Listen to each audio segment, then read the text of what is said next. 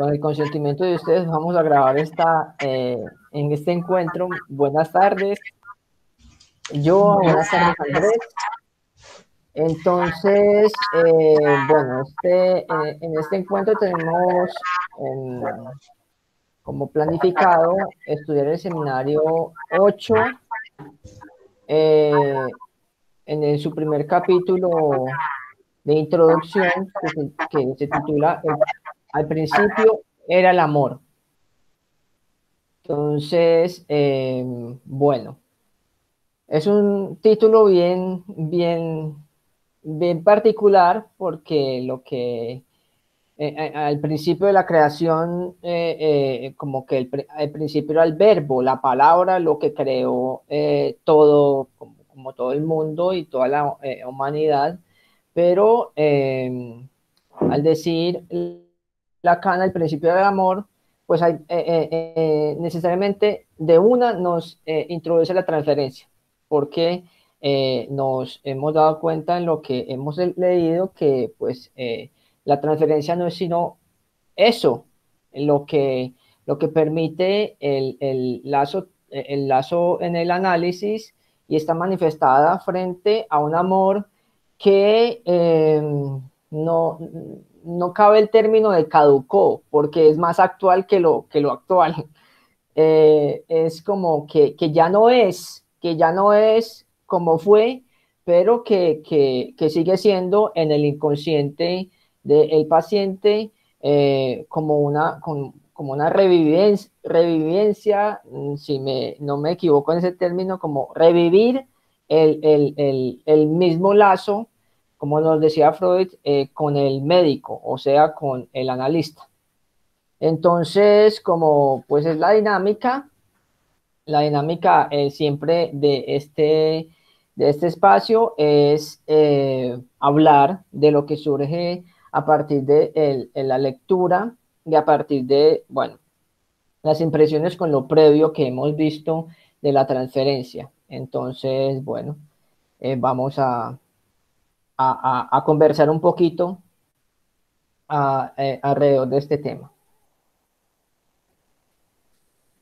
¿Qué les surgió o qué les hizo pensar este texto? Bueno, yo voy a aprovechar digamos, las palabras de Carlos para introducir algo, porque sí, en efecto hay algo de repetición, hay algo que como que se vuelve a vivir en la transferencia, o sea, hay algo de ese vínculo que efectivamente no puede ser totalmente inédito porque se ha supuesto a otro antes.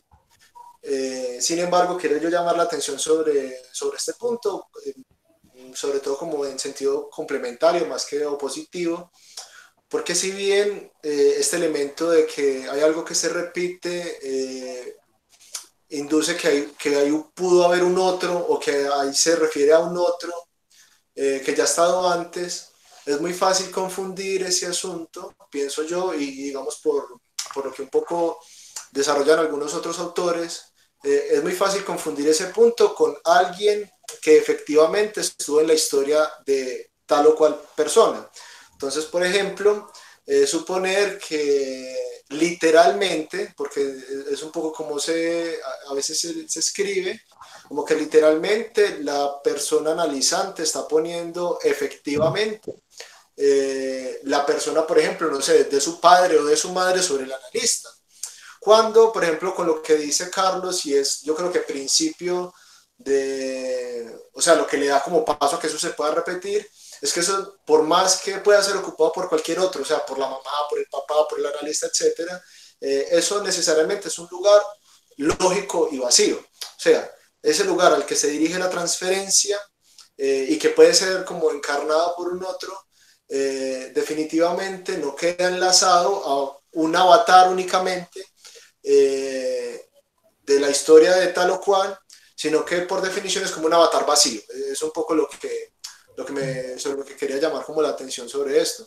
Porque claro, es muy, si digamos uno pensara que se trata de un avatar concreto, como del padre o de la madre, lo primero entonces sería poner de nuevo lo que un poco hablábamos como con anterioridad, Es esta relación como horizontal que surge en ese encuentro con el analizante, y poniendo de hecho la persona del analista como en juego allí, en lugar de suponer, como decíamos también con anterioridad, ese lugar tercero, que por efecto, que de hecho los conecta a ambos, ¿cierto?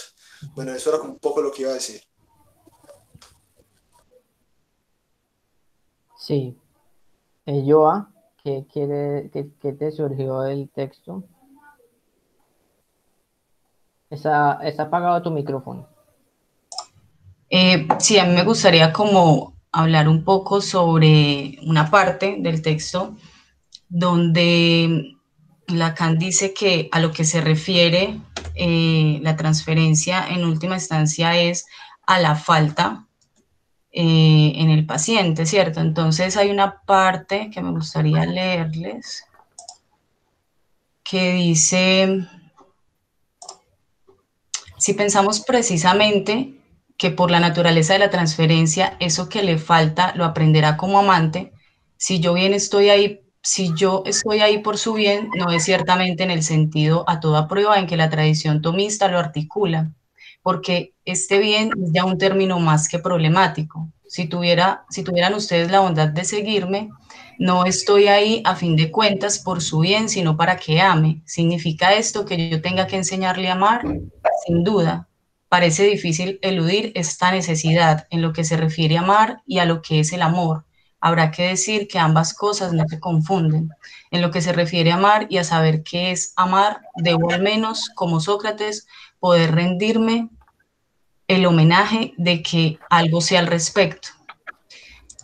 Entonces, pues me evoca como este pasaje y lo que habla Lacan allí, con el hecho de que el paciente tendría entonces como que ubicar ese vacío, precisamente del que hablaba Andrés, de que no se refiere el analista ni se refiere al padre o a la madre, sino más bien como al vacío de sí mismo, ¿sí? Que también creo que lo dice Lacan en alguna parte en este seminario, y es que es como esa búsqueda de sí mismo que es lo que se hace en el análisis, porque todo el tiempo se está girando en torno a sí mismo. De hecho, yo leí esta semana el texto que comentábamos en algún momento de Le hablo a las paredes, y curiosamente él allí dice, estoy hablando solo, ¿sí? Entonces es como girar y dar vueltas en torno a qué es lo que estoy buscando, y en últimas me estoy buscando a mí mismo, ¿sí? Entonces siento que ese reflejo con el analista tiene que ver precisamente con encontrar esa falta que pareciera que necesito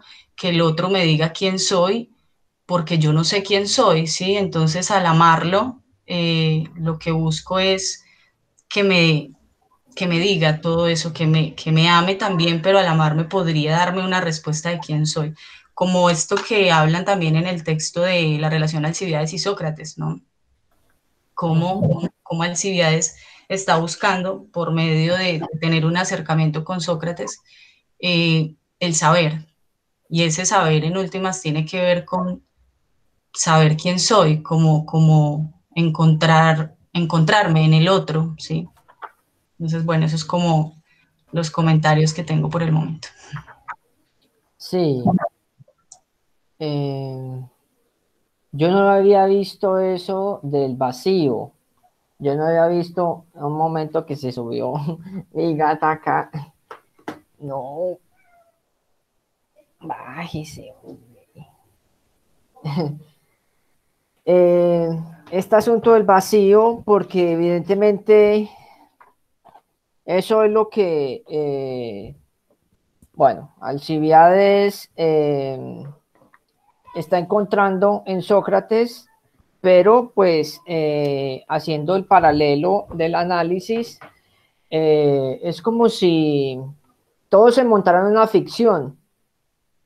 Entonces, cuando hablamos, bueno, acá Lacan, no me acuerdo si lo tocó, del amor de transferencia, que nosotros hemos hablado de ese concepto, es una ficción, es como una mentira. Es una mentira que se monta o que se estructura frente a la cura y frente al tratamiento analítico, pero también pues uno dirá, los dichos de no, es que el amor no existe, es que el amor, los dichos sociales, el amor no existe, el amor, y la máxima de Lacan, el amor es dar lo que no se tiene a quien no lo necesita. Es decir, que es como sería como un fantasma, sería como eso, como lo decía Andrés ahorita, como el vacío, pero entonces, como ese vacío, pues es lo que al final eh, es el motor, es al final el motor del análisis. Sin transferencia no hay análisis, sin transferencia solo hay un encantamiento, entonces aquí no, una admiración, por ejemplo, que hay en el análisis se llega a la admiración y se llega como uno a cautivar de algún modo por ese saber, sujeto, supuesto saber, ese saber que se supone. Pero es interesante lo del vacío porque, bueno, pues aquí también Lacan habla de el temible pequeño Dios, refiriéndose a Eros. Y bueno, pues eh, el amor como que no, todos hablan de él, todo, se ha escrito mucho y se ha teorizado y los poetas lo han como mimado de alguna manera, pero pues al final no se puede atrapar a ese pequeño Dios, ¿sí? Entonces, por ejemplo, recuerdo un fragmento de la psicología de las masas y el análisis del yo, donde Freud, me parece que es el capítulo 6 o 7, habla de que voy a aclararle el desdoro al que me están atribuyendo por llamar la sexualidad y por tratar la sexualidad. Entonces dice, como a los hombres cultos no les voy a decir nada más, esto es como parafraseando a Freud porque no me acuerdo bien la cita, pero no les voy a decir nada más, sino que yo estoy hablando con la sexualidad de Liev, y Liev es Eros, y Eros es el dios del amor. Es decir, que aquí Freud desde siempre tuvo como la claridad de que eso a lo que él se refería no era lo que la moral cultural frente a la sexualidad como que tilda o califica este fenómeno. No, Freud está hablando de Eros, y Eros es el dios mitológico del amor, inclusive no del sexo, porque la madre es la diosa del sexo, que es Afrodita, ¿sí? Eros es el dios del amor tierno, es decir, el dios del amor que cautiva, que se enamora a uno, que todo esto, pero entonces hay que mirar como la trascendencia de este concepto.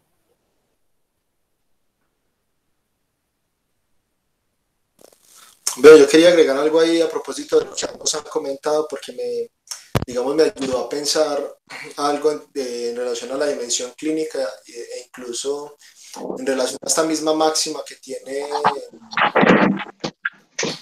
como Lacan alrededor del amor, y que tiene que ver con lo siguiente, y es que yo ahorita resaltaba que justamente lo que devuelve el analista es un vacío, pero porque el analista le señala a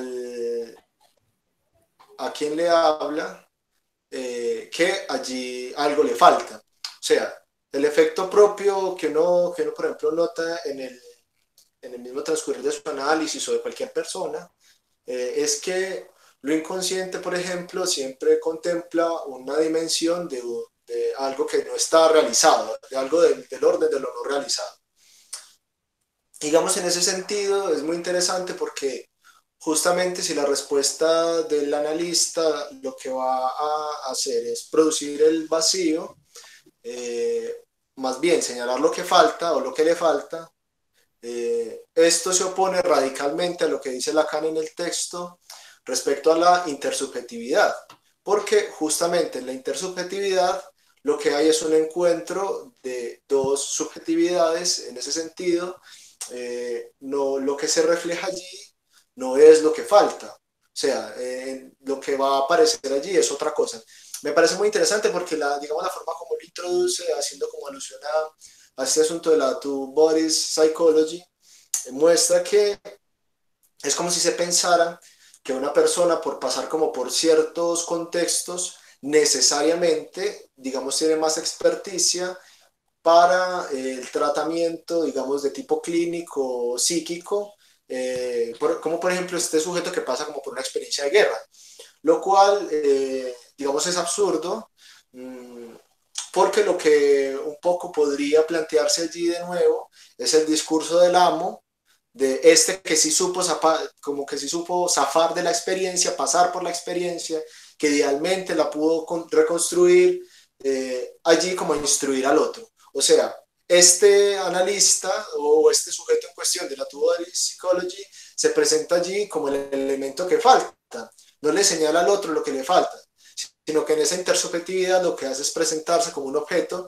a través del cual el otro se puede construir. O sea, de pronto exagerando un poco en la interpretación, presentarse casi como ese otro con el que se construye el niño en el estadio del espejo, como un semejante en el cual se refleja y con todos los riesgos que eso implica. Por ejemplo, pensémoslo también como exageradamente, en un caso de psicosis, por ejemplo, paranoica, en la que el otro es un invasor, un intruso, que me persigue, etcétera, ¿cierto? Eso como por un lado, que me parece muy interesante, justamente porque es la misma lógica del amor, y recordando también como una de estas máximas de Lacan, que el amor es siempre recíproco, porque claro, de ambos lados se está entregando una falta, no necesariamente porque se está entregando lo mismo, pero sí se está entregando una falta, ¿cierto? Y que por definición, o sea, esa falta puede ser cualquier cosa que pueda entrar un poco a representarla metonímicamente, metafóricamente, etcétera. Y es muy interesante otra cosa que dice Carlos también a propósito del encantamiento, porque, digamos, a pesar de que se cae el encantamiento, digamos, en el sentido en el que eso deja de operar, Lacan insiste mucho, por ejemplo, en esta lección también, que esa situación de la transferencia es todo un encantamiento porque es una situación falsa. O sea, porque esa situación en realidad no está poniendo de relieve como los conflictos, digamos, en el sentido literal, como podría pensarse, por ejemplo, si de repente se creyera que efectivamente el analista está, por ejemplo, representando a un padre. Que, por ejemplo, he escuchado que hay, por ejemplo, ciertas terapéuticas que funcionan así, como constelaciones familiares en las que el representante sí se piensa como un actor en función del representante real, no se piensa como ese otro supuesto saber, sino que trata a través como de esa dramatización de ponerlo de relieve así. O sea, esa sería como la manifestación un poco quizás transferencial que se trata de evitar, y creo que es precisamente porque esto lo que hace es ponernos de nuevo como en el plano del semejante, de la identificación posible, etcétera. Y en ese sentido, todo eso que aparece allí como una respuesta, considero yo que es lo que impide justamente la posibilidad de que quien habla se interrogue, o de que quien habla pueda articular incluso sus propias respuestas. Entonces, bueno, eso era como lo que iba a decir. Yo quiero leer aquí una cita sobre la intersubjetividad precisamente. La intersubjetividad no es acaso lo más ajeno al encuentro analítico. Con solo que se asome la eludimos, seguros de que es preciso evitarla. La experiencia freudiana se paraliza en cuanto aparece. Solo florece en su ausencia. El médico y el enfermo, como dicen de nosotros, esa famosa relación con la que se regalan, intersubjetivarán a cuál mejor, quizás, pero hay que decir que en ese sentido ambos están en apuros. Me lo dice para reconfortarme o para complacerme, piensa uno. Quiere engatusarme, piensa el otro. hasta la relación pastor-pastora. Si empiezan así, empiezan mal. Está condenada, si sigue así, a no conducir a nada. Es justamente esa relación de dos, esa relación bueno, lo intersubjetivo lo entiendo yo como dos mundos como comunicándose. Y sabemos que, bueno, aquí no hay inconsciente, allí no hay inconsciente nunca, pues porque donde aparece es como si lucharan por el saber, por inclusive en algún momento puede aparecer en el análisis esa lucha por el saber, es decir, a manera soberbia, por ejemplo, de una manera soberbia, por ejemplo, alguien que lea mucho psicoanálisis, alguien que sepa, por ejemplo, de conceptos o algo así, podría estar calificando a su analista. Es decir, no, esto no es así, o algo así. Pero el analista es el que tiene como conocimiento de la trama donde está el acto analítico. Es decir, pues el analista no se va a poner a pelear por quién sabe más o quién sabe menos. El pastor y la pastora pueden ser, ¿sí? El pastor y la pastora puede ser que sí se pongan a pelear por cuál es la mejor idea de Dios, por ejemplo. Entonces, aquí hay cosas que como que se aclaran mucho frente a que no, el análisis no es una relación intersubjetiva. No estamos jugando con la subjetividad, jugando con la subjetividad o midiendo la subjetividad, sino que estamos en un encuentro diferente totalmente.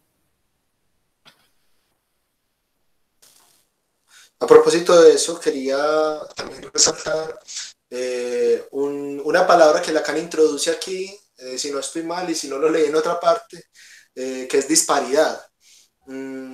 Esta palabra a mí me encantó porque creo que va, digamos, y así como este desarrollo que le está apuntalando como en relación a la intersubjetividad y a la imposibilidad que, digamos, expresa de la intersubjetividad del analista y del analizante, pero que, por ejemplo, uno podría notar que Lacan sigue esta misma línea de pensamiento en relación al amor, por ejemplo, en fórmulas como dos que no hacen uno, dos que no se hablan, dos que no se entienden, hay del uno, no hay proporción sexual, no hay relación sexual, o sea, lo que muestra es que en tanto este fenómeno del inconsciente existe, hay una imposibilidad realmente de intersubjetividad, incluso lo podría decir, quizás exagerando un poco, hay un punto imposible de comunicación siempre, que digamos no que no haya comunicación, porque si no nos refiriéramos a este tercer lugar justamente, si no consideráramos este otro que arma un discurso sobre el cual nos podemos mover, por ejemplo, el discurso analítico, digamos en ese sentido habría imposibilidad total de supuesta comunicación o de transmisión de algo, una información. Sin embargo, encontramos que en efecto la existencia misma de este inconsciente o de esta otrificación del lenguaje tiene por consecuencia que en efecto no se puede hacer uno con el otro, que no es posible, que mejor dicho, en síntesis no es posible fusionar dos inconscientes. Sería como poner dos lenguas, una al lado de la otra y pretender leerlas, pretendiendo que hablan lo mismo, cuando es como si una fuera chino y otra fuera español, prácticamente, como por ponerlo así. Sí. Me hace pensar un poco en las relaciones de pareja y como en esta supuesta, con esta ilusión de la fusión con el otro, ¿no? Que siempre es como que somos uno o como que incluso en la relación sexual se busca precisamente esa fusión que ni siquiera sucede con el orgasmo, ¿no? Incluso con el orgasmo simultáneo, ni siquiera al tiempo podría el otro saber o sentir qué es lo que yo siento, ¿cierto? Por más compenetración que haya. Entonces, me hace pensar un poco como en la transferencia se genera, en el análisis se genera como una repetición de la forma en que el sujeto se relaciona fuera del análisis, ¿no? Es como poder representar toda su vida allí. Y me pregunto entonces, cuando Lacan se refiere a como que lo que debería o la labor, entiendo yo, del analista es hacer que el sujeto entienda o comprenda cómo es amar, ¿no? Pero entonces me pregunto, qué sería amar, ¿no? Porque no sabemos, en últimas, nos estamos como enfrentando a un misterio siempre.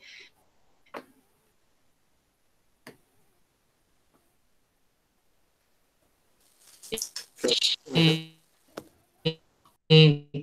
y tratando que se llegaría a ese punto y ya pues habiendo hablado de que es como un imposible también que uno pueda sentir lo que el otro siente, porque siempre va a ser mi sentimiento y siempre va a ser el amado y el amante, ¿no? Y esa separación que no nos genera incomplitud, ¿no?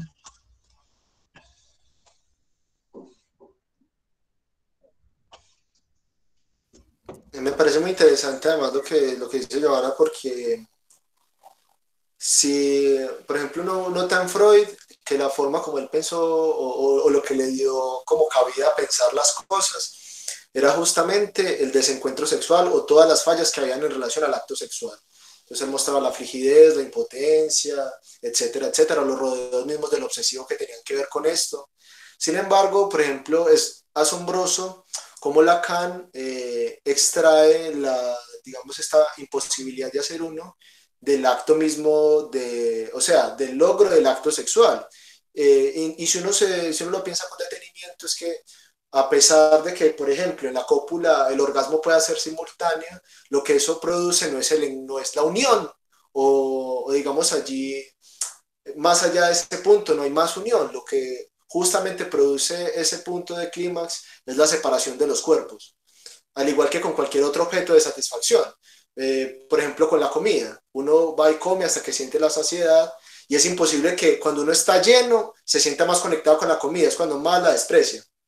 Justamente el punto de goce máximo es el punto de separación. Entonces es muy interesante porque fíjense que ese punto mismo de satisfacción máxima lo que nos anuncia es la imposibilidad de alcanzar al otro. O sea, por más que nos acerquemos y en ese acercamiento se produzca un éxtasis tal que nos da la sensación de que lo atrapamos, justamente lo que está pasando es todo lo contrario y es su separación.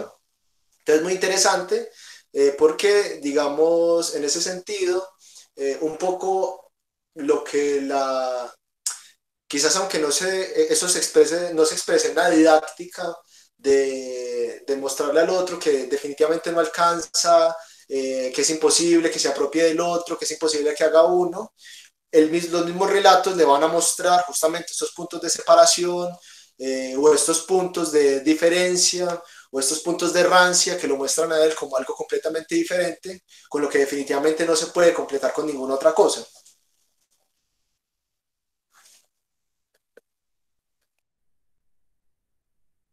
Ahí me escuchan, sí. Eh, bueno, hay una cosa que me surgió frente a eso bueno, eh, ¿qué es el amor? Y si en el psicoanálisis, en el psicoanálisis se enseña a amar o si el psicoanálisis, qué es lo que hace con este fenómeno que al final es un enigma, ¿sí? Pero aquí tengo, bueno, he estado en el grupo de Facebook publicando unas citas de un libro que me regaló Beto.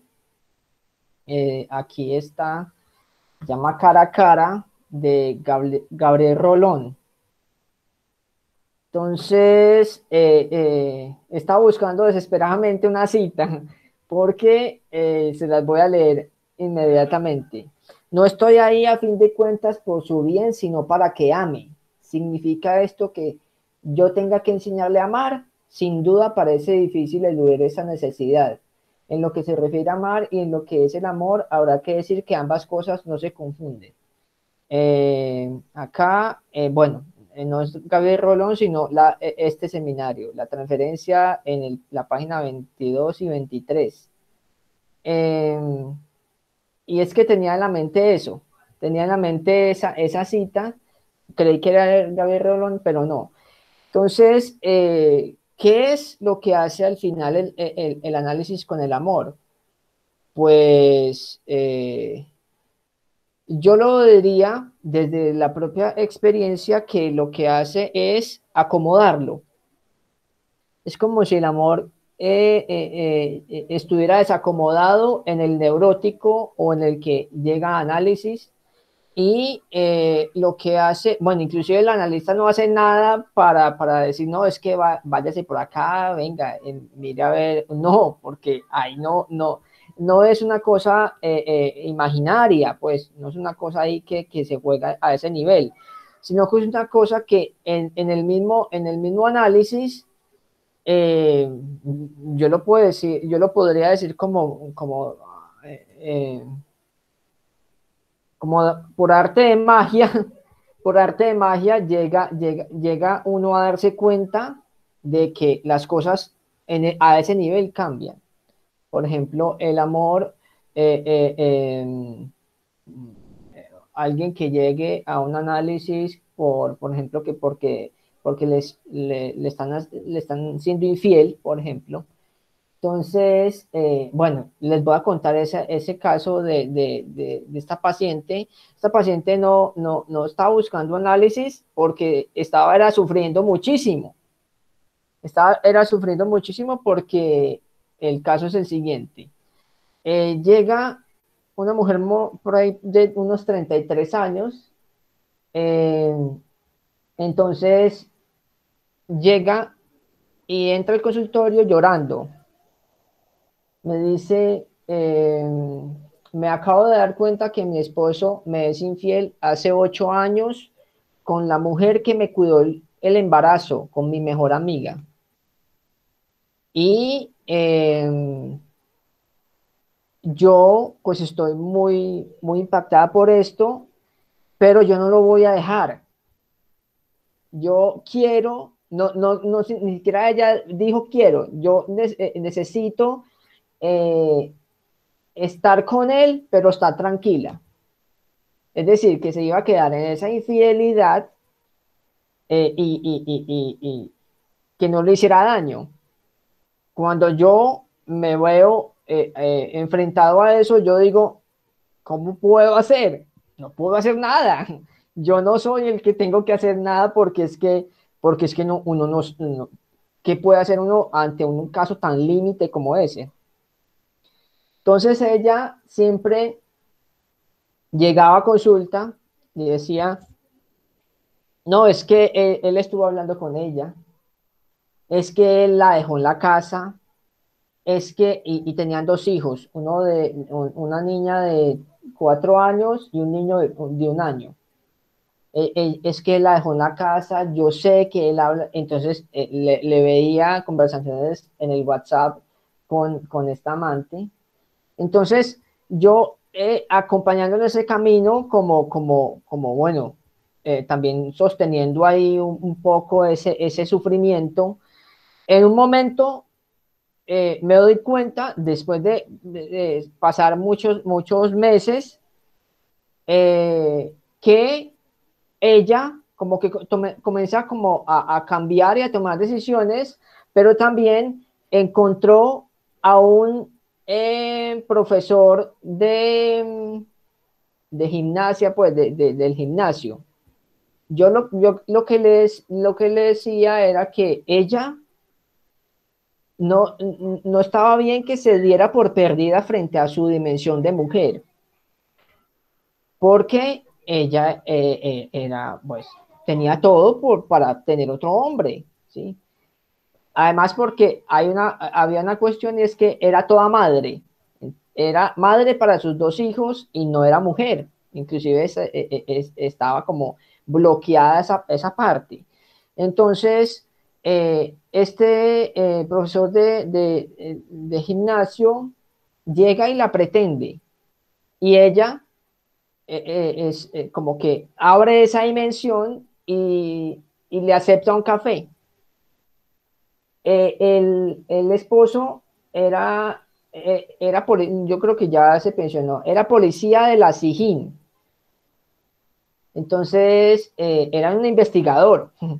Entonces, lo que me dice es que llega una consulta muy angustiada y me dice, no, es que este señor, el esposo ahí en convivencia, Me hizo inteligencia y se dio cuenta quién era con el que yo estaba tomando café y pues que lo iba a matar.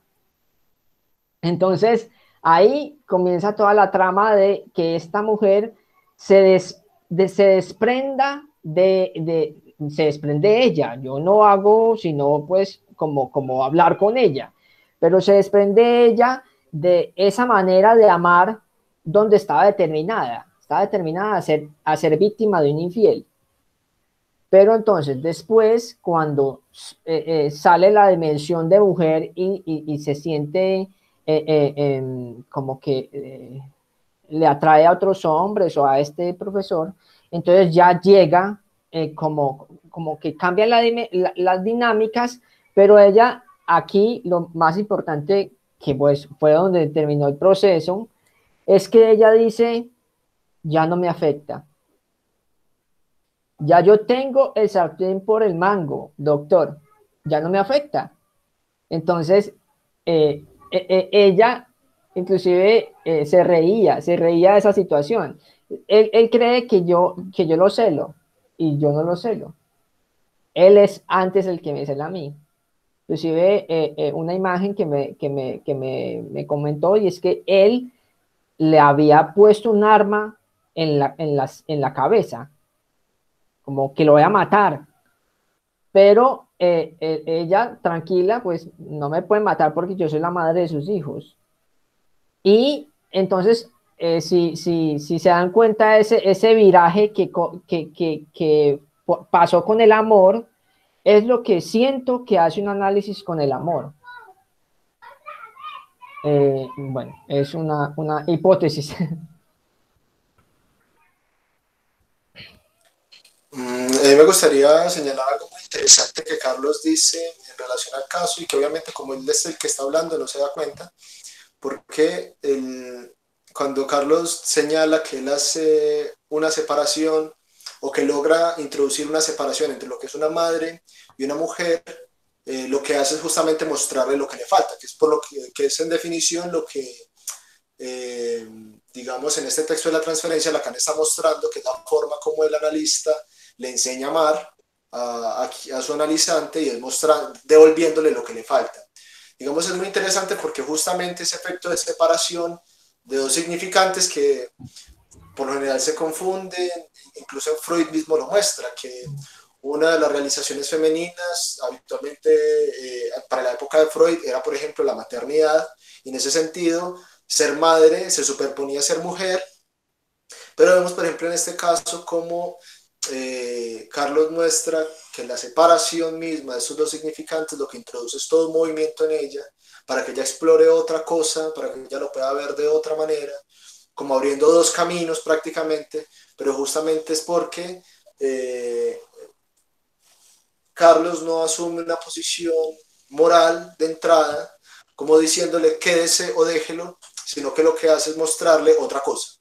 Es muy interesante. Porque si Carlos, por ejemplo, se hubiera ubicado en una posición intersubjetiva, lo que él hubiera hecho es responder acorde a su propia concepción del amor, a su propia experiencia con el amor, etcétera, diciéndole quédense o váyase. Déjelo que la va a matar. Eso, exacto. Me gusta mucho como los dos puntos, bueno, el caso que narra Carlos y la intervención de Andrés, y es que me hace pensar en que la mujer en últimas lo que recuperó fue su líbido, su deseo, recuperó como la posición en sentirse mujer, porque lo que venía sucediendo con el esposo es que dejó de sentirse deseada y dejó también de desearlo, porque de todas maneras el hecho de que el tipo esté con otra hace pensar que la relación sexual de ellos estaba totalmente deteriorada y que en el momento que ella, por medio del análisis y por medio de mostrar como toda esta situación y además aceptar la imposibilidad al principio de poder dejarlo, ¿sí? De pensarse como, prefiero aceptar esto a no tener nada, ¿sí? No puedo dejarlo porque ahí estaba la dependencia de ella, pero en el momento en que por medio de la guía, digamos, de la orientación que le brinda Carlos, ella logra verlo y además el poder desear entonces a este otro hombre hace que ella tome fuerza, ¿sí? Entonces sí entiendo que la cuestión del amor acá, bueno, digamos en esta interpretación que se podría llevar a muchas otras, es cómo puede moverse la persona de la situación en que está a través del análisis y la fuerza que le da el analista, moverse a otro lado y encontrar esa otra persona en la que pueda desear, porque en última siento que la depresión o la dependencia y todo lo que genera ansiedad va en contra, digamos, se genera es cuando no hay deseo, cuando la persona perdió las ganas de vivir, perdió la libido, perdió no solamente desde ese aspecto sexual, sino desear ver a alguien, incluso simplemente poder salir a tomar un café. A veces es muy difícil salir como de esas etapas cuando hay una infidelidad, por ejemplo, y es porque a uno le es como imposible pensarse, quiero salir a sentarme a hablar con alguien simplemente, porque es que no quiero esa persona, sino que quiero esa quien me fue infiel y quien quiero, con quien no quiere estar conmigo, ¿no?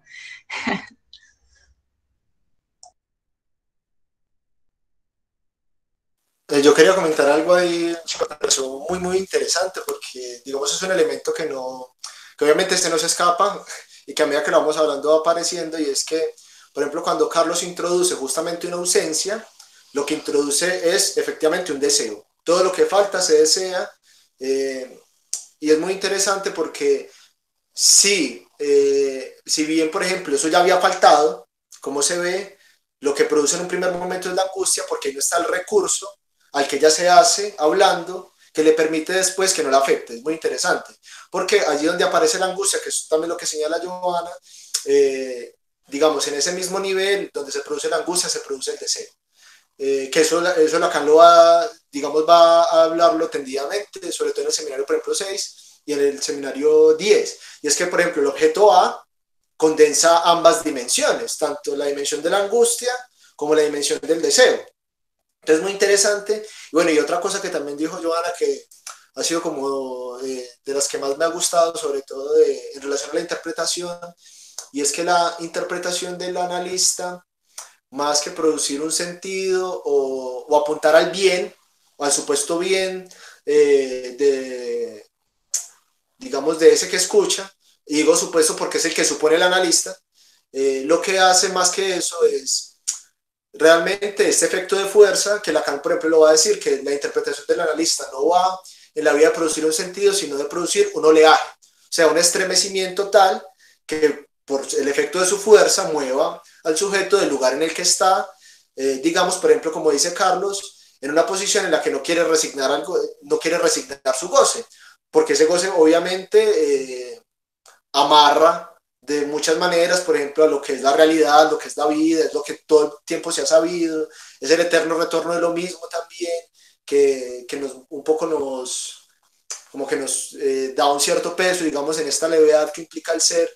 Entonces me parece muy interesante porque justamente ese vacío o ese señalamiento acerca de la falta no es por lo, no es a pesar como de su ausencia de objeto, entre comillas, con menos fuerza, porque lógicamente lo que eso hace es estremecer de tal manera, y por eso, digamos, uno no puede contar con que necesariamente, por ejemplo, una sesión analítica concluya en el fin de la angustia, por el contrario, la puede producir más mientras ese recurso allí se instaura para ese sujeto.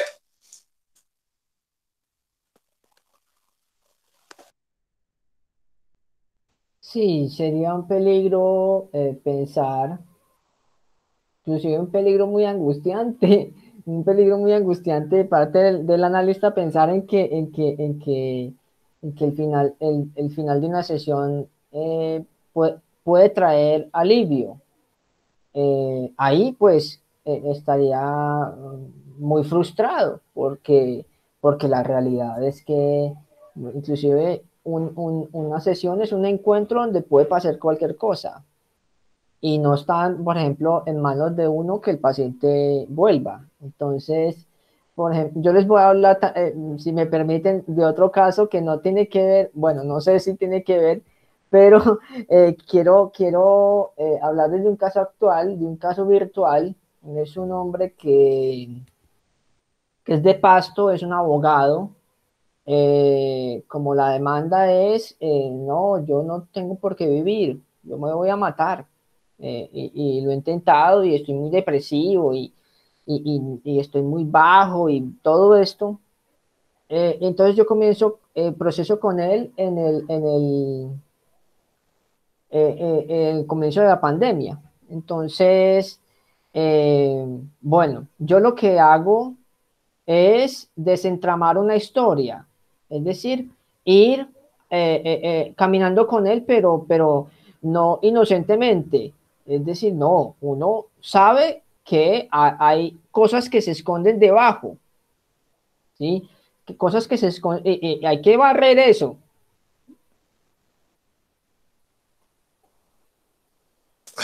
Es muy quiero como hacer un punto ahí, porque yo considero que eso que dice Carlos, que se barre y que está siempre de fondo, es que el sujeto goza y desea. Eso es lo que siempre queda en evidencia. Goza y Sí, desea. exacto.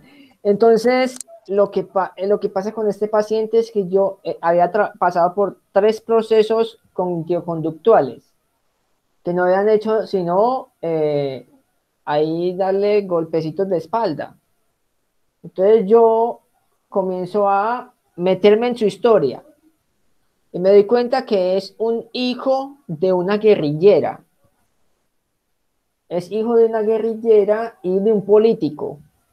Entonces él dice que tuvo una infancia desastrosa, además estaba en la religión cristiana y el pastor como que fue infiel y bueno, un poco de un acto sexual, como que el pastor estaba teniendo relaciones sexuales con las de su congregación, bueno, un poco de cosas. Para resumir, 3 o 4 cosas nucleares, la madre, la religión, el no poder amar. Entonces él dice, no, es que yo estaba casado con una mujer que era muy brava y entonces me pegó. ¿Sí? Bueno, todo eso, eso fue el principio de la pandemia y yo hice ese trabajo. Él se fue. En algún momento yo sentí que miramos unos sueños impresionantes, un sueño donde la madre está como abierta en el estómago y él está saliendo de la madre, bueno, un poco de cosas, y entonces él vuelve. Me estoy refiriendo a que uno no sostiene. Ese es todo eso se los comento para decirles esta experiencia. Entonces, él me dice, no, pues yo tengo la consulta, pero no me las pagaba. No me pagaba la consulta y me dejaba en la semana para que yo le escribiera, por favor, le recuerdo la transferencia de la consulta que tuvimos. Entonces, él me decía, sí, no, claro, es que se me olvidó. Bueno, entonces me consignaba. En un momento, esta semana, entonces yo le digo, vamos a tener la consulta. Bueno, la política es que primero me consigne el valor de la consulta y pues después tengamos la consulta. Entonces, a las 8 de la mañana, entonces a las 8 de la mañana madrugué, y me dice, después de 15 días, doctor, lo que pasa es que no pude consignarle lo de la consulta porque ayer se me bloqueó la tarjeta porque hice una compra en internet. Entonces yo en ese momento sentí que algo estaba pasando frente a el encuadre, frente a todo. Entonces yo le dije, bueno, nos vemos cuando pueda hacer la consignación. Es decir, uno no sostiene. Eso es como allí si él me viera, no, pues es que yo necesito, no es el dinero, es un asunto como de compromiso frente al proceso. No, Digamos que lo que te entiendo es que según eso quien sostiene es el paciente a través de su interés por vivir el análisis, aunque no tenga plata o aunque no pueda consignar y te diga, mira, me pasa esto. A través del no interés, inclusive puede ser el sufrimiento. También puede ser el sufrimiento y la angustia. Pero ahí yo sentí que algo debía acomodar yo, así sea, así fuera ese asunto del dinero, porque yo no voy a, inclusive un analista no cobra, por ejemplo. Entonces, no, venga, págueme porque usted me debe. Y yo lo estaba haciendo, ¿sí? Es decir, como hay un asunto de que el paciente es el que tiene que producir, el que tiene que producir su análisis, ¿sí? No es uno el que tiene, el que está dependiendo ahí de o del dinero o de que lo valoren o de que digan, ah, no, sí, este hace las cosas bien. No, ahí entonces hay que voltear algo para que esto surja, ¿sí? Claro, el analizante es el que busca, es el que necesita, es el que demanda una escucha, un estoy sufriendo, ayúdenme, ¿no? Entonces, en esa medida también debe cancelar, pues, lo que es, ¿no? Digamos, lo que se pacta. Sí, Andrés. Sí, yo tengo, bueno, a propósito de eso, un ejemplo quizás más cercano porque es mío, ¿cierto? Porque me pasó a mí.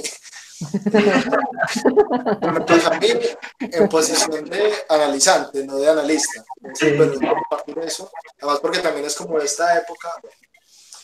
Eh, digamos, es muy interesante porque lógicamente el analista no es el que busca al paciente, ¿sí? Eso hasta cierto punto, sin embargo, por ejemplo, sí he notado que el analista recuerda la oferta. O sea, digamos, yo soy en análisis hace un par de años, que se da, digamos, por como había sido antes, porque la persona vive lejos, vive en Medellín, entonces, digamos, cada tantos meses yo me veía con esa persona, ¿cierto? Y, digamos, como la dinámica había sido así y se alteró por la pandemia, el primer movimiento que hace este analista es decirme, vea, yo sé que las condiciones actuales están complicadas, pero si quiere, tengamos las sesiones y luego usted mira cómo me paga. O sea, él me hace la oferta, pero no me dice asista. Él me dice, vea, está la opción, tómela si usted quiere o si... Bueno. Y es muy interesante porque, bueno, empieza el asunto, nunca se vuelve a hablar de eso, yo hablo y hablo, me veo con él seguido, recurrentemente, durante todo este tiempo, y llega un determinado punto en el que, ¡prum!, él llega y me dice, después de una sesión de nuevo, no me cobra, pero me dice, ¿has pensado en cómo vas a pagar?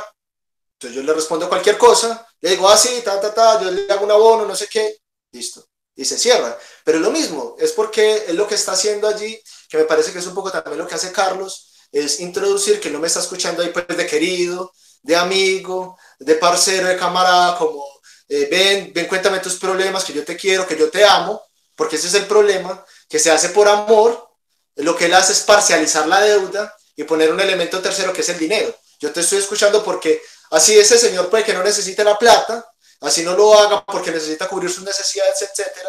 Él lo hace porque es importante introducir justamente la separación, porque eso es lo que hace mostrar que el amor va dirigido a otra cosa.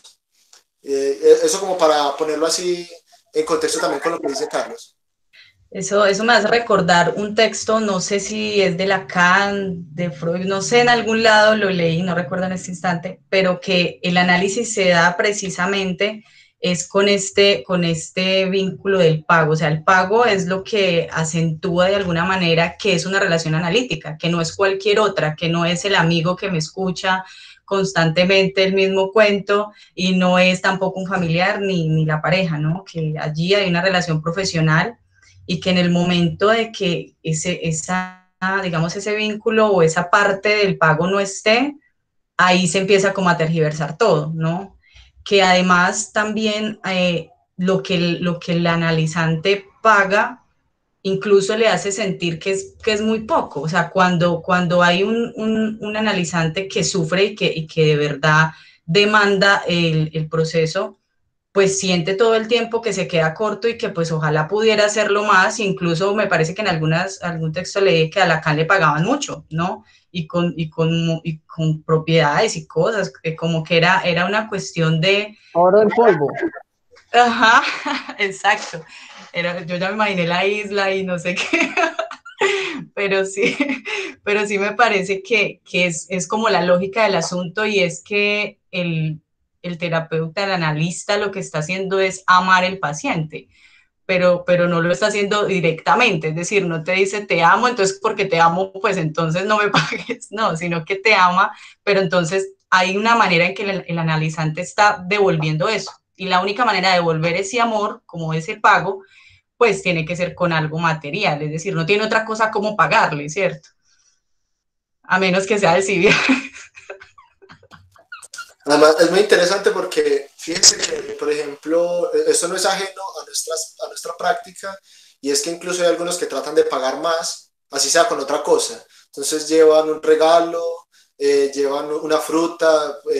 En esos días me pasó que me trajeron unos limones, o sea, unos limones que como que había cosechado cerca de donde vivía. Entonces yo digo, bueno, y yo, es muy particular porque yo digo, esta persona me paga lo suficiente, eh, y aún así me quiere pagar más y me quiere seguir pagando más. Y hay algunos que entonces, por ejemplo, escriben algo y le regalan a uno el escrito de lo que llevaron a la sesión, etcétera. Por ejemplo, con los niños es muy interesante porque como ellos no hacen uso del dinero, por ejemplo, parcializar la deuda dejando los dibujos o las creaciones en plastilina siempre es algo que queda. Es muy interesante porque definitivamente, por ejemplo, lo que permite el psicoanálisis con niños es que también hay allí un pago simbólico, un intercambio de lo simbólico por lo simbólico, por decirlo así. Sí, eh, es importante y es interesante lo que dicen, porque si es algo que se hace frente a una, bueno, no recuerdo cómo lo llamó Andrés, como, como una puntualización de como el acuerdo entre el analista y el analizante. eh, pero sí, es como un asunto, bueno, ahí me pregunto dónde está el amor. El amor, si el amor está en quien paga o en quien deja de pagar, o en quien dice, no, pues yo no os he dicho cuánto le cobro a mi paciente, por ejemplo. Yo le puedo cobrar, no sé, 10.000, 70.000, 75.000, o le puedo decir, no, como he hecho con varios pacientes, no, pues entonces usted trabaja vendiendo audífonos, deme unos audífonos, o O deme unos platanitos también, unos qué. unos platanitos, unos Ah, limones. sí, pero entonces ahí, por ejemplo, tengo la oportunidad también de hablarles bueno, terminamos hablando de técnica, de cómo este asunto como del ser pago o del pagar, porque pues si uno debe, por ejemplo, tiene que pagar, y lo mejor es pagar con plata, no pagar con otra cosa que pues puede ser un desastre. Pero entonces, aquí es fundamental como pensar eh, en esa relación, si el dar dinero es amar. Para mí no es el dinero, no es en lo que se juega el análisis. Inclusive se hace análisis con cosas, por ejemplo, lo que les acabo de decir, unos audífonos. Esto está a nivel simbólico, pero también quiero hablarles de que me he sentido incómodo frente al poquito pago. Bueno, hay que mirar el caso particular, pero por ejemplo, un paciente me paga 5.000. Yo siento como, como en esa relación que no, que bueno, 5.000, ni una ida a cine o un helado bien, bien, bien helado, ¿sí? Bien bueno, ¿sí? No es una cosa que es, ahí entonces uno como en la relación debe de, lo que acaba de decir Andrés, es encuadrar eso de alguna manera que se sepa desde el principio, aunque se olviden, porque uno cuando está en el proceso, entonces uno, ay, no, es que se me quedó la plata, o nada, es que un poco de cosas que pasan allí como fenómenos que son parte del análisis, pero siempre debe estar eso concreto, porque también las vueltas del neurótico tienen que ver con el dinero, las vueltas de cualquier estructura, porque también la psicosis está planteada desde ahí. Bueno, no sé si la perversión, pero hay cosas que se tienen que puntualizar. Pero siento que el amor va por otro lado. El amor y la transferencia, inclusive eso le da fuerza a la transferencia, le da fuerza bueno, porque tengo que pagarle más. ¿Será que lo amo? ¿Sí? Pero no es el dinero, es una relación ahí que se establece bien fuerte. O sea, ese tengo que pagarlo más, retomando como lo que yo decía ahorita, es como, sí, estoy amando y siento que no estoy dando nada, es decir, llego acá a que me escuchen, pero ¿qué estoy haciendo? ¿Qué estoy dando? Entonces, ese sentir que necesito pagar más es precisamente ese, poder corresponder de alguna manera porque ya el analista está dando y es su presencia, su escucha, su soporte, pues, porque es como ese sostén, ¿no? Para la angustia, para el dolor y para toda esta cuestión agobiante, ¿no? Hay algo, por ejemplo, en lo que dice Carlos también que me parece muy interesante en relación al pago, porque yo creo que, digamos, más allá, bueno, yo, digamos, siempre he sido partidario de este asunto de la tarifa diferencial. Sin embargo, sí considero, por ejemplo, que hay algunos casos en los que, o sea, pienso yo que el análisis es tan amplio que con todo se puede hacer una interpretación que genere efectos. Entonces, una persona, por ejemplo, que pague muy poco, cobrarle más es una forma de decirle produzca más, haga más, muévase más, por ejemplo. O sea, o por ejemplo, una persona que tenga una relación al dinero, digamos, de derroche y que tenga, digamos, mucho dinero, cobrarle poco. Por ejemplo, para parcializar el valor que ese dinero tenga en la vida de esa persona. O sea, si uno se vale de todos los elementos que tiene, realmente puede, por ejemplo, hacer incluso del pago una forma de producción. Entonces, por ejemplo, también recordando alguna experiencia que tuve en el pasado, como una persona que me decía, porque fíjense, este asunto del pago también a veces comporta como una dimensión que se vuelve como un impedimento para el análisis y, digamos, lo primero, o para la terapia, que sea. Entonces, yo siempre, digamos, cuando voy a cobrar, digamos, la única condición o una de las únicas condiciones que pongo, aparte de que haya un pago, es que ese pago no sea un impedimento. Es muy interesante porque, por ejemplo, vemos, no sé si esto sucederá con todos los sujetos, pero con los adolescentes o con, digamos, los adultos más jóvenes que todavía no están en una etapa productiva y que dependen de alguna manera del ingreso de sus padres para asistir a las sesiones, como, digamos, el mismo movimiento de las sesiones que en ocasiones genera la confrontación en casa, hace que, por ejemplo, ese padre diga, yo no le pago más eso. Y en ese sentido, diciéndole, como poniéndole término a esa posibilidad. Entonces, si uno fuera, digamos, o si uno estuviera únicamente interesado por ese asunto de la adquisición monetaria, uno no podría hacer un movimiento alternativo, por ejemplo, como una sutura temporal, diciéndole, entonces págame con otra cosa. Digamos, en este caso particular al que me refiero, yo me aprovecho de un elemento del que estaba hablando como esta persona en el pasado, que es que escribía.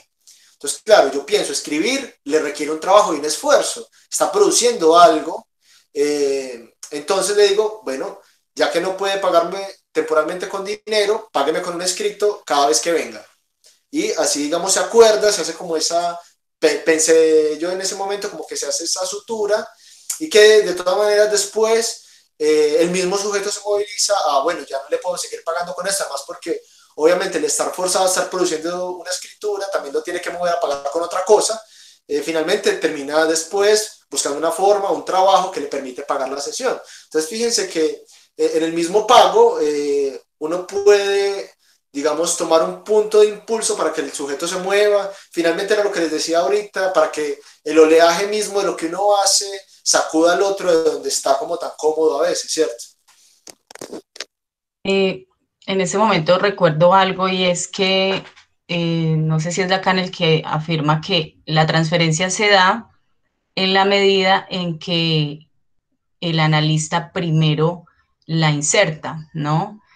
Es el analista quien primero ama y entonces, porque en últimas la dinámica del amor se da así en la sociedad, digamos, en cualquier contexto, y es primero hay alguien que ama, ¿sí? Hay alguien que está, ya sea el papá, la mamá, ya sea quien te pretende, quien intenta acercarse a ti, está amando primero y luego entonces es el otro quien responde a ello, si puede hacerlo. Entonces, en esa medida, el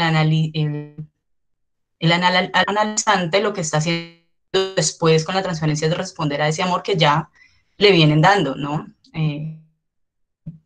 Con toda esta escucha y esta atención que le brindan y le ayudan, ¿cierto? Que además me parece muy interesante lo que dice Joana, que sea el analista el que primero ama, porque, digamos, si uno lo piensa incluso anterior a eso, quien demanda primero el amor es el analizante, por eso es que llega siendo una demanda de amor, y en ese sentido lo lógico sería que quien ama primero sea justamente el analista en ese sentido. Sin embargo,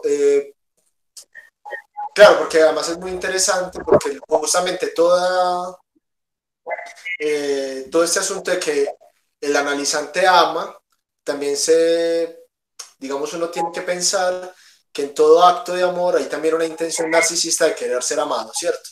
Y un poco, quizás eso también es lo que sostiene finalmente algo de ese vínculo un poco encantado que señala allí Lacan como fantasioso, esta situación falsa que se crea en un análisis, que finalmente no termina por ser ni una amistad ni un amor, pero que genera como un efecto muy interesante precisamente en la medida en la que se sostiene ese sujeto supuesto saber.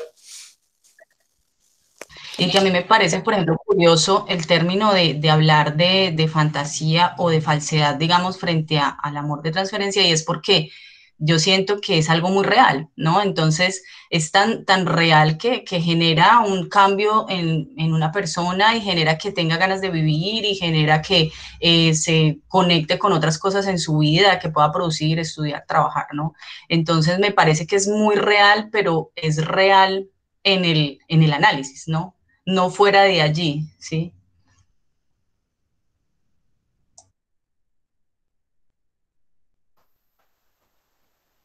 Sí, a mí me surge esa duda ahorita que ustedes hablaban de quién es el que ama primero. Porque pues el analizante no está buscando ir a terapia porque pues, qué bueno que sería que conociera a alguien y pues pudiéramos tener todas esas cosas, sino que está sufriendo. Pero el analista es el que ha pasado por estas, ¿cómo es que se llama? Lo- todas estas travesías que pasó Ulises, la Odisea, ha pasado esta Odisea de cosas con su propio ser. Es decir, que el analista está ubicado en recibir a alguien que pueda como poner en evidencia o poner afuera ese sufrimiento, porque aquí no se está hablando de amor. No se está hablando de amor cuando, pues, yo ahorita pensándolo, sí, ahorita pensándolo, porque es a partir del sufrimiento cómo se llega a análisis. Entonces, siento que el analista es el que primero ama, haciendo primero ama y amó, pues bien puede ser su arte de escuchar, su arte de poner el cuerpo, pero es ese amor, ese resultado del amor lo que lo convierte en analista y está listo para recibir el sufrimiento. Es como... A propósito de lo que dice Carlos, que me parece supremamente interesante porque, claro, yo considero entonces que en ese sentido podríamos cambiar esto que estamos expresando como que el analista ama, por el analista transmite un amor, que es muy distinto. Exacto. O sea, transmite un amor que al mismo se le transmitió justamente por haber pasado por la odisea misma, de haberse confrontado con ese saber no sabido, etcétera. Y lo que se transmite es el amor, además, porque a propósito de eso, recordando digamos, la definición de Lacan respecto al amor, es un deseo de deseo, no es nada más. Un deseo de deseo. Y justamente, si por ejemplo miramos todo lo que el psicoanálisis implica, que a pesar de que no genere una comprensión, una vez se lee, lo que genera es un deseo. Es muy interesante porque el efecto mismo del análisis es el deseo, y en ese sentido es lo que se transmite. O sea, se transmite, es como un deseo, se transmite un amor por eso otro, que aparece en un análisis, pero no, eso no necesariamente hace que el analista ame a tal o cual, sino que está, en tanto ama a eso otro, trata de transmitir ese amor a eso otro. Pienso que esa sería el asunto, que es una forma alternativa de entenderlo también. Sí, estoy de acuerdo con eso de que transmite. Sí, es una elaboración bien concreta y es... Andrés me hizo pensar en algo, y es que no sé si me equivoco o como ponerlo en esos términos estaría bien o no, pero es como el análisis, digamos, la transferencia del paciente habla sobre todo del analista, es decir, habla de la capacidad del profesional en sí de suscitar amor en el otro, en la medida de que está generando un alivio, ¿no? Porque si bien la transferencia es entonces el paso a la cura, quiere decir entonces que el profesional y que el analista está generando esa cura, ¿no? Eso hablaría más del analista, pues digamos, hablaría en términos de lo que estamos tratando acá, como de acercarnos al hecho de si está amando o no. Pienso que habla entonces de esa capacidad de amor a lo que hace, de amor a la clínica, ¿no? Sí. Y a propósito de eso, considero que entonces hay que resaltar también, porque si bien este sujeto transmite algo, lo que tiene que ver como con esto de amar o del amor, justamente lo que hace que este sujeto sea diferente, o sea, que el analista sea diferente de todos los demás sujetos que pueden ocupar ese lugar, es que él está dispuesto a hacer un desecho, o sea, que él está dispuesto a que después de esa operación, él sobre, que es como muy distinto a lo que por ejemplo pasa en la filosofía, que es que se produce la operación y el filósofo queda como en el lugar del amo, por ejemplo con Sócrates, que también es un poco lo que ilustra Lacan allí, es que nosotros nos dirigimos a una transferencia hacia Sócrates, más que que indirectamente realmente hacia su saber, pero que él queda allí no como residuo de la operación, que un poco, por ejemplo, sería lo que sucede con el analista, y es que transmite la forma de amar, pero él se quita como ese objeto condición para que el sujeto pueda seguir amando independiente de ese analista.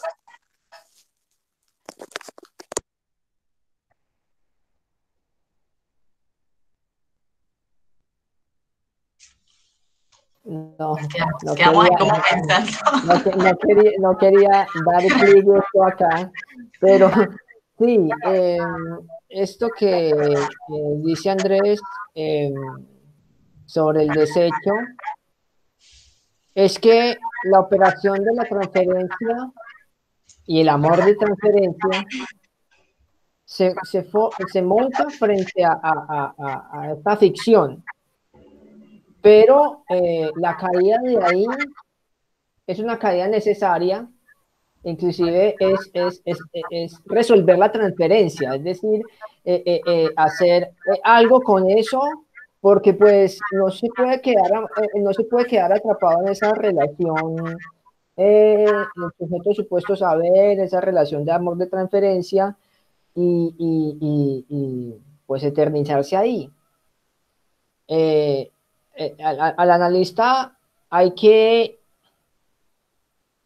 hay que derrumbarlo, hay que aclarar eso, hay que aclarar esa ficción, Y eso siento que es el final de análisis. El final de análisis es no encontrar más eso, no encontrar más eso, no me puede decir nada más. No encuentro, no sé por qué vengo, ni siquiera. No sé por qué vengo acá, sino, no sé, ya no hay nada más que producir.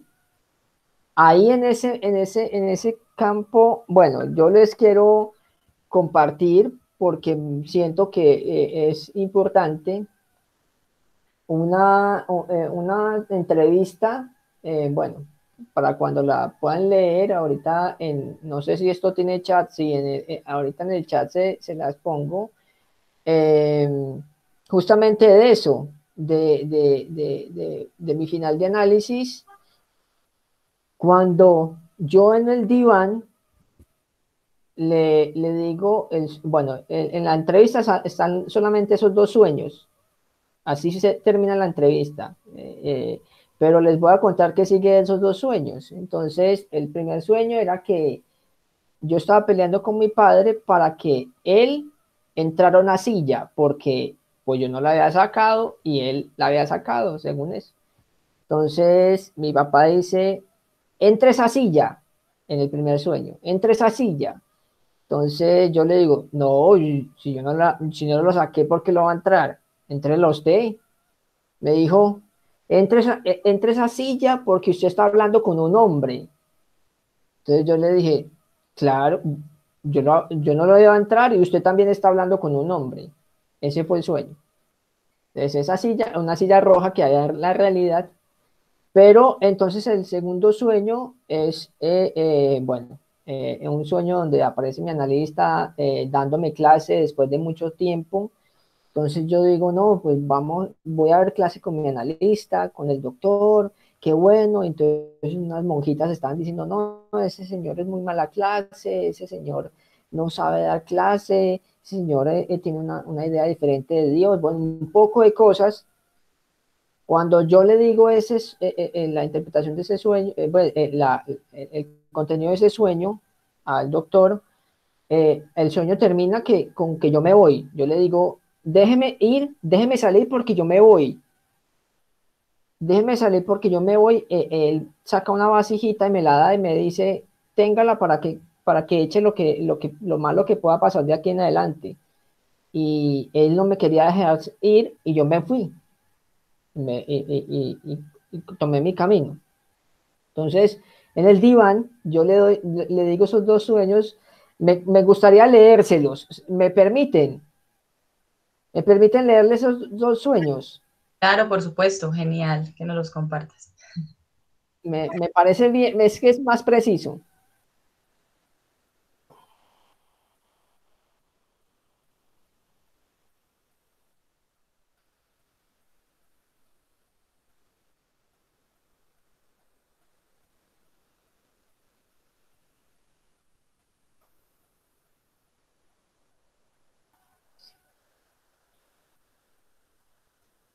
Ujú. Esta es la segunda entrevista, se las voy a pasar en el chat. Eh, ahí está el link. Entonces,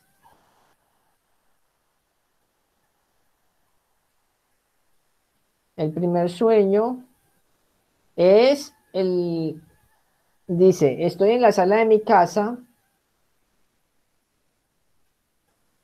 Estoy en la sala de mi casa, está de noche y mi papá estaba ahí. Yo le dije, yo le dije que se quedó la silla roja afuera, una silla roja que existe en la realidad. Que la entre y él me dice, no, entrela usted. Y se pone a pelear conmigo y yo le digo, no, respéteme, entrela usted porque usted fue el que la dejó afuera. Entonces me dice, es que usted ya está hablando con un hombre. Y yo dije, pues usted también está hablando con un hombre y yo no entré esa silla. Él se pone bravo, yo también me pongo bravo. Segundo sueño, este sueño lo había grabado y no me grabó. Lo voy a contar otra vez. Soñé que el doctor Ávila iba a dar una clase y en esa clase yo estaba muy contento porque otra vez me iba a volver a ver a que él nos diera una clase como en quinto semestre. Pero todo el mundo estaba asustado porque decían que el doctor Ávila era muy mala clase para dar una clase. Y yo me quedé y comenzó el doctor Ávila a hablar de Dios. Y era como una especie de pastor a la que al que las viejitas le decía, es que yo tengo una idea fenomenológica de Dios diferente. Las viejitas no estaban a gusto. Después nos dio la clase y comenzó a hacer mala clase. Y yo me di cuenta de que era diferente ahorita. Ya había el doctor Ávila en la clase muy disgustado y muy desinteresado. Y yo le dije, no, yo me voy. Antes de eso, el doctor Ávila me dijo que no, es que las cosas van a cambiar. Después de esto, las cosas van a cambiar. Y yo le dije, pues que cambien. Yo ya no necesito su autorización o su aprobación para hacer las cosas. Yo las puedo hacer, yo estoy tranquilo. Entonces el doctor Ávila se fue y yo quedé vistiéndome, acomodándome y poniéndome los zapatos. Y yo le dije a Nene, Nene, no, Nene, marica, yo me voy. Y Nene Nene era como me decía mi papá cuando yo era niño. Dijo, sí, vámonos. Y yo le dije, sí, de una. Entonces el doctor Ávila nos dio un regalo, nos dio unas vasijitas indígenas para que depositáramos cosas y yo las recibí, las eché en el maletín y le dije, doctor Ávila, yo me voy. Y el doctor Ávila como que no me quería dejar ir, que no quería que yo me fuera. Y estábamos como encerrados y yo le dije, ábrame que yo me voy. Cuando en ese momento había otra gente en el edificio y yo me metí en esa pieza antes de que llegara el doctor Ávila con las bases y dije, bueno, los sueños como todo lo. Después bajé el edificio a la calle y había mucha gente, se estaban yendo y arrimó Mauricio y estaban, bueno, esto es un complemento. Después bajé el edificio, había mucha gente, estaban Mauricio el Negro era conductista, un compañero de la realidad, estaba como un indigente y yo le dije, ¿qué le pasó? Me dijo, no, que lo que pasa es que me enfermé y comencé a consumir bazuco porque tenía sida y yo le dije, no, pues hágale, siga su camino. Toda la gente se estaba yendo, yo estaba quedando solo. En un momento pensé que me podían robar y no me dio miedo, sino que me quedé ahí esperando el taxi y llegó un carrito blanco a llevar gente y yo sentía que ese carrito blanco no estaba bien, como que eran secuestradores y yo dije, se pueden ir, todo bien. Y yo me quedo aquí esperando el taxi y me quedé solo. Me quedaba solo y llegó Jonathan y me dijo que había una nueva droga que nos hacía volar y yo le dije, no, pruébela usted. Bueno, después de esa locura de sueño, entonces yo le digo eso en el sueño tendido en el diván al doctor y me dice, bueno, la silla roja significa, bueno, no significa, yo no me acuerdo ni siquiera qué me dijo, pero yo lo que intenté comprender es que la silla simbolizaba como el paso del diván a la silla del analista. Pero entonces hubo un silencio y me llegó a la mente lo siguiente, y es, yo le dije, doctor, siento que tú me vas a matar. Y él me contesta, quien me mataste fuiste tú, a mí. En ese momento, él quedó como un desecho, es decir, él es ese desecho, esa mierda que al final es el analista. Es como, estamos ahí como para ponernos frente al otro en una mentira que es el amor de transferencia, es un amor que no es correspondido, pero ahí está justamente ese final.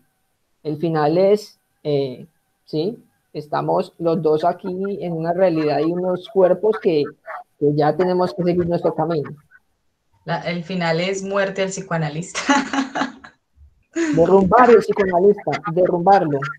Y además muy interesante porque creo que, por ejemplo, Carlos puede decir que allí hubo una separación, por ejemplo, con un final respecto al analista, la transferencia con él, sin embargo, no un final de la transferencia respecto al psicoanálisis, que por ejemplo es lo que lo puede tener hoy día acá. Y es que finalmente esa transferencia no se acaba con el dispositivo artificioso, sino que uno queda encartado con eso mirando qué hacer, ¿cierto? Que entonces uno ya si quiere va y se puede hacer algo en su vida con eso, se dedica al estudio del psicoanálisis, por ejemplo, que es lo que termina la mayoría de, bueno, un porcentaje importante de analizados. ¿Sí? O sea que la transferencia no termina en ese punto, continúa. No, La de hecho, por transferencia. ejemplo, Yo que tenía la esperanza.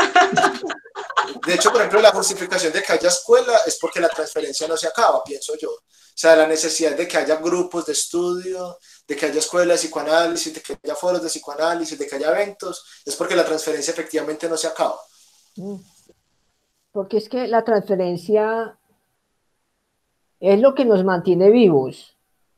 Es decir, la transferencia es el sentido por el que un humano se separa y vive, ¿sí?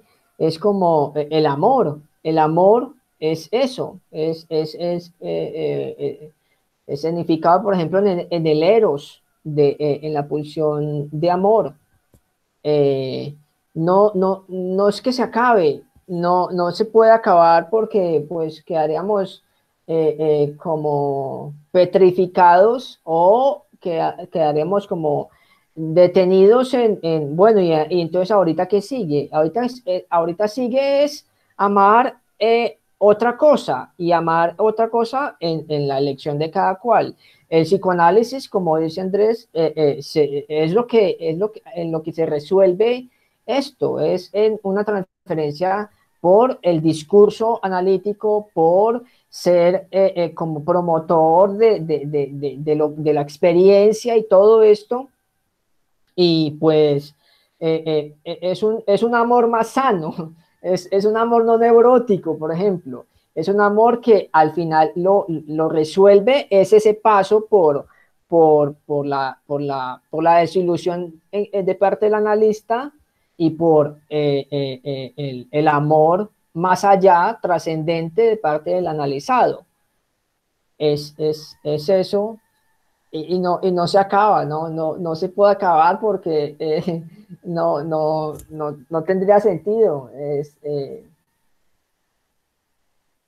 De hecho, lo que muestra la carta allí es que el lazo más antiguo de transferencia que tenemos es a Sócrates. Entonces imagínense la noción de escuela que hay allí, y es que hay un lazo que 2500 años después seguimos sosteniendo, lo seguimos referenciando, porque efectivamente es imposible de acabar. O sea, yo creo que lo que hace que esa naturaleza de la transferencia sea inacabable es que es naturaleza del lazo, que nos enlaza, pero también nos enreda con un montón de cosas.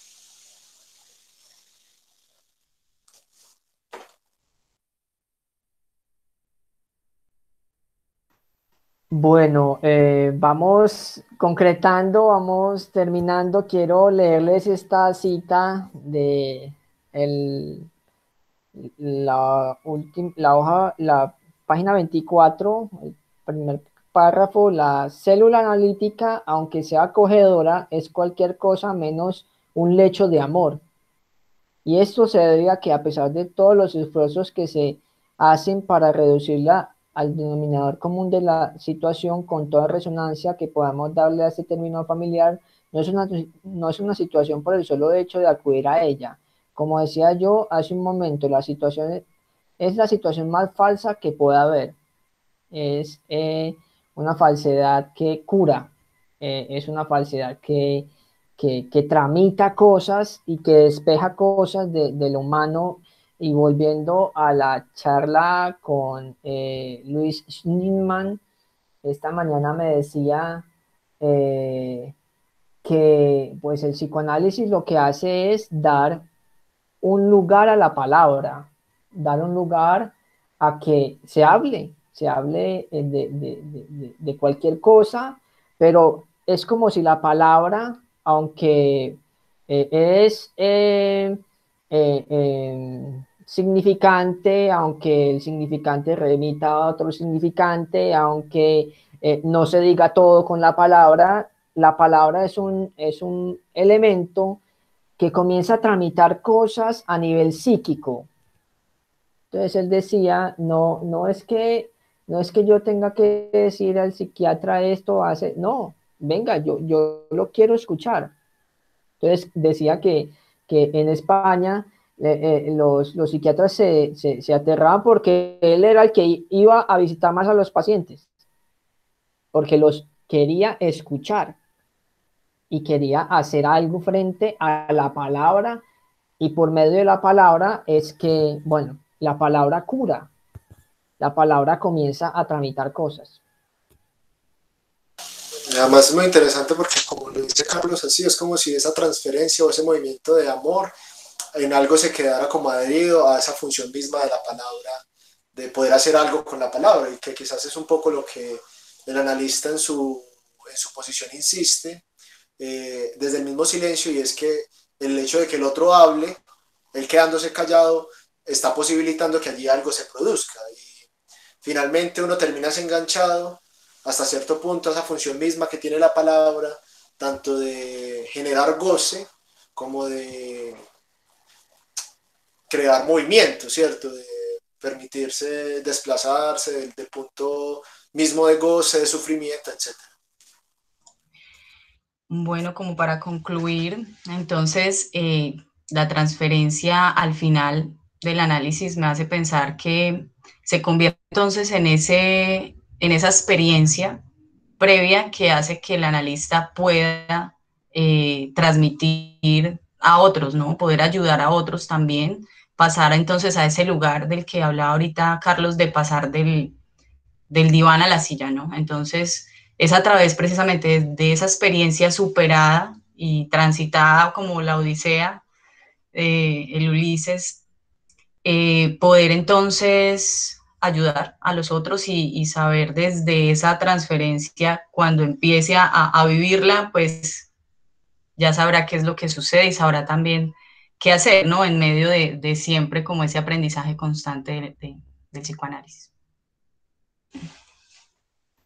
Sí, yo para utilizar tus mismas palabras, ayudar eh, eh, es como el que se deje ayudar, es decir, al que quiera ser ayudado, eh, o al que se quiera autoayudar por medio de un análisis.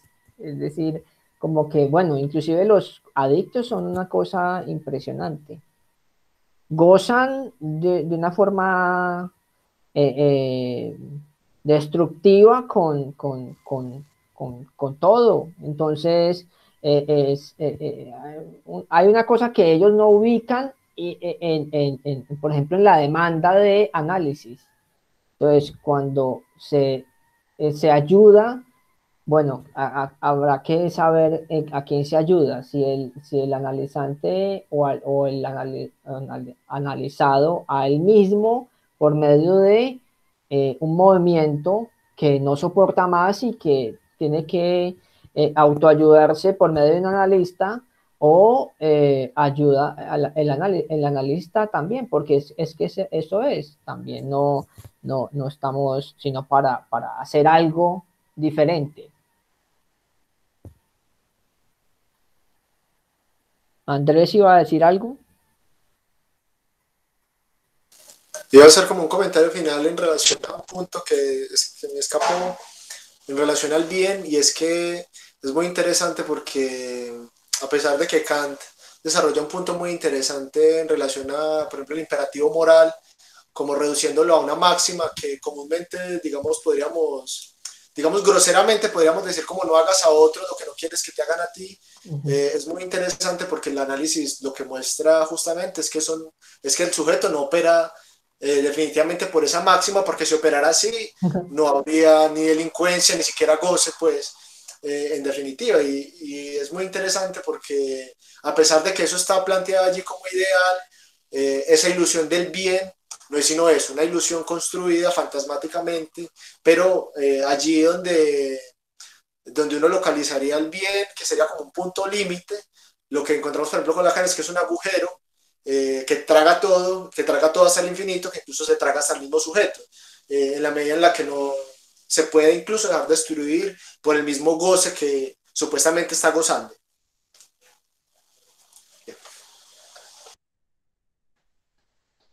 Bueno, muchas gracias. Ya quedaremos para vernos dentro de 15 días. No sé si pueden o si está bien. Joa, ¿quieres decir algo? No, sí, eso que sí. Sí Ok, puedo entre 15 días. Ajá. perfecto. Entonces, bueno, pues les propongo que por medio del grupo de WhatsApp miremos qué podemos revisar para el próximo encuentro, sesión. Y pues muchas gracias, buena tarde a los dos y que tengan una feliz 15 días. Bueno, Felices pues 15 días. igualmente, Está muy bien. una feliz tarde para ambos. Muchas gracias. Un placer, como siempre, conversar con ustedes. Que Muchas estén muy gracias bien. igualmente. Bueno, Hasta luego, que estén bien. gracias, Vale, Andrés. igual. Joa. Chao.